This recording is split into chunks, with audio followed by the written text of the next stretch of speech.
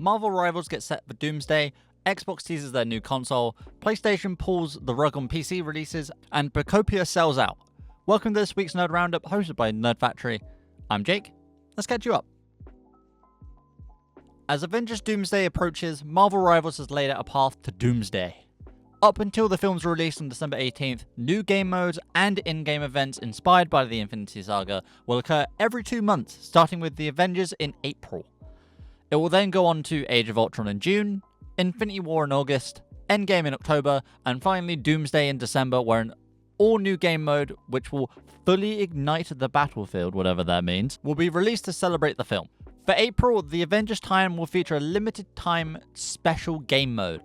It is an asymmetrical PvP mode where one player will play as Loki, adorned in his Avengers outfit, which actually looks amazing and I can't wait to buy it, although I don't play Loki, so I don't know why I do it. Faces off against 6 other players who will play as different heroes.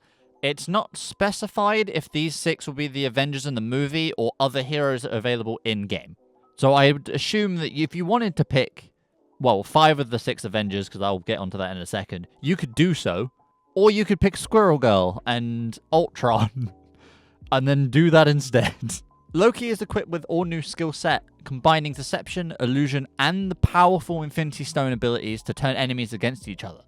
To claim victory, the other heroes can also summon Hulk under certain conditions, recreating the iconic scene from the movie. This will also tie in with Season 7's release, to which it was teased that a master thief and a secret agent collide in New York for an impossible mission. This honestly sounds amazing, and I'm very excited for the path to Doomsday, and I'm hoping that every, event that comes out is tied in with Season 7, Season 7.5, Season 8, so we're getting 2 new heroes every time, which would be incredible. But I'm very much expecting Thanos, Doom, Quicksilver, and Vision to get added into the game if we're going to start tying in stuff. Because those 4 characters are quite important in each of those movies. Like, Quicksilver's quite an important character in Ultron. Vision's very important in Infinity War and Endgame in general. Thanos for the same reason, and obviously Doom for Doomsday. Like, they're guaranteed characters at this point. But I'm very curious of who the Master Thief and the Secret Agent would be. Because I'm not really sure on who. It could be Fury, maybe, is the agent, because other than that, it's either going to be like Coulson, or if we're talking like MCU stuff, it'd be, Coulson, or, why can't I remember her name, who died in Secret Invasion?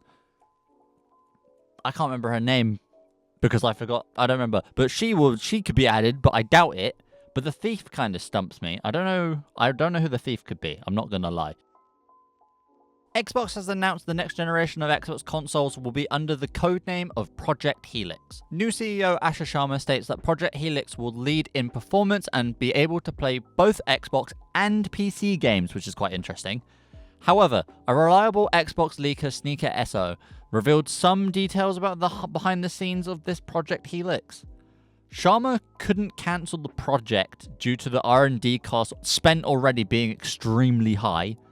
So Microsoft are very much in the boat of like, we can't end this, we've already put too much money into it. And due to this, the console will be very expensive. Because there's early estimates, but putting it around the $1,000 to $1,200 range. Which for a console is nuts. Even if it can play Xbox and PC games, that's insane. I personally wouldn't pay for an Xbox that's $1,000. That's meant to be like, linked to a console. That's just not something I would do. I'd put that money to build my own PC and then play the Xbox games on the PC, considering that's what they seem to be doing. But after the hierarchy change at Xbox, I really think that this is like the last hurrah for Xbox. Because Sneaker SO also stated that exclusives are absolutely not happening, which means although you should take these things with a grain of salt, regardless of how valid he's been on other leaks that he's done, having exclusives for your consoles is very important in this day and age of the gaming space. Especially with what PlayStation have just done, which I'll get into in a second. It's not going to help your cause for your brand. Like Halo, Forza, and Gears, all synonymous with Xbox. You can currently, or about to play, on a PlayStation. So it's like, well, if I want to play those games, why would I buy an Xbox? Like, there's no reason to do it unless you're a long life fan of Xbox. And this is coming from a person who's a PlayStation guy. I like Xbox. I own an Xbox. I'm literally looking at it right now. I brought an Xbox because I wanted to play Starfield. So I brought an Xbox to play Starfield. But obviously if Starfield gets put on a PlayStation, what is the point of having my machine? Right? It's that kind of mentality. But for the sake of competition, I really hope that Xbox survives and doesn't get eaten up by Microsoft like they've done to a couple of other companies, like Mixer, for example, the streaming platform. But again, Xbox just needs to have exclusives or some reason to buy it that makes sense. And at the moment, it just doesn't. And I don't think they're going to change that anytime soon, which sucks. Talking of exclusives, Sony has decided to pull back from releasing PlayStation exclusive games on PC. Exclusive single-player titles such as Ghost of Yotai and the soon-to-be-released Wolverine will be staying on the Blue brand. However, online and live service games will still continue to be released on multiple platforms. This is how you develop an importance for your brand. If you want to play Ghost of Yotai, you're going to have to buy a PlayStation. There is no other choice. You can't wait a year like you did with God of War or with The Last of Us or Horizon games. You can't wait for that on PC like a year or two after. You're going to have to buy a PlayStation if you like it. And it's kind of like you have no other choice, which is kind of the point, and that drives sales. Like, look at Nintendo. You want to play Pokopia like I'm showing on the screen, you're going to have to buy a Nintendo. You're going to have to buy a Switch. And you can't just buy Switch 1. You've got to buy a Switch 2. And that increases sales and gives rep to their brand. It's why, obviously, Nintendo are very protective over Mario and Metroid and Pokemon, because it gives their brand value. And like I was saying a minute ago with Xbox, it has currently, in my opinion, it hasn't got any value anymore. Like, if I wanted to play Halo, I knew I had to buy an Xbox.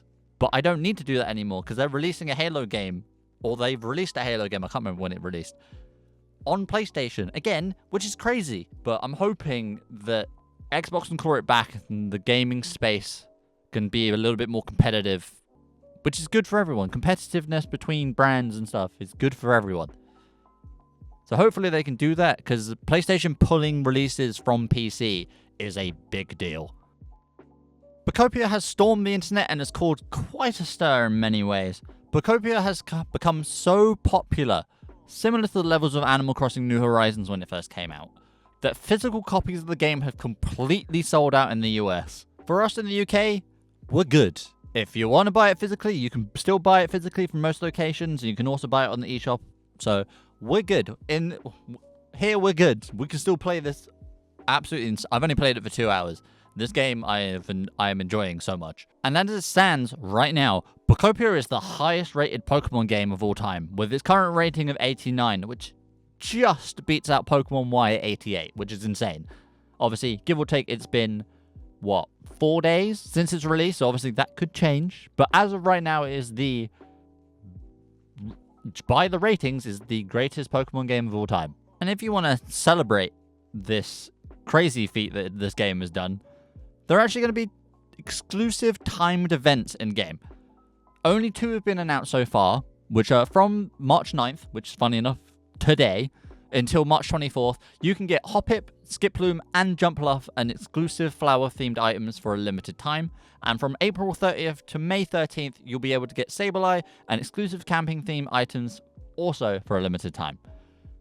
Now, as it stands, you can time skip in this game. If you want to time skip to March or April, you can do that. You can just go ahead. But I'm going to be playing at current time and playing how the game should be. But that's up to you. You can do as you wish. Now you're all caught up. Pokopia is going to take over my life, I swear. It's so good. It's so fun to explore.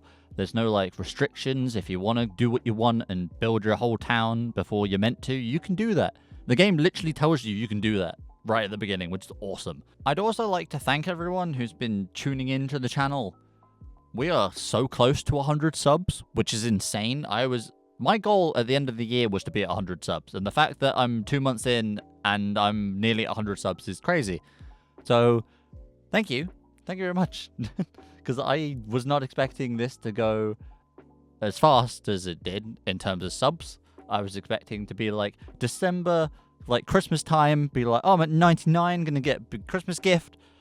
But no, we're nearly 100 subs already, which is crazy. So thank you I hope you're enjoying all the Pokemon openings and these nerd roundups. Yeah, I'm enjoying myself. It's fun. I've got some plans that I need to do. Hopefully I'll be able to do them and stop being lazy. Because that's an issue. But as always, don't forget to like and subscribe, as you'll be getting a nerd roundup every Monday at 6 p.m. UK time. If you have any suggestions on what you'd like to see or anything you want to say, comment down below and I'll try and respond as soon as I can. Other than that, I'll see you next week.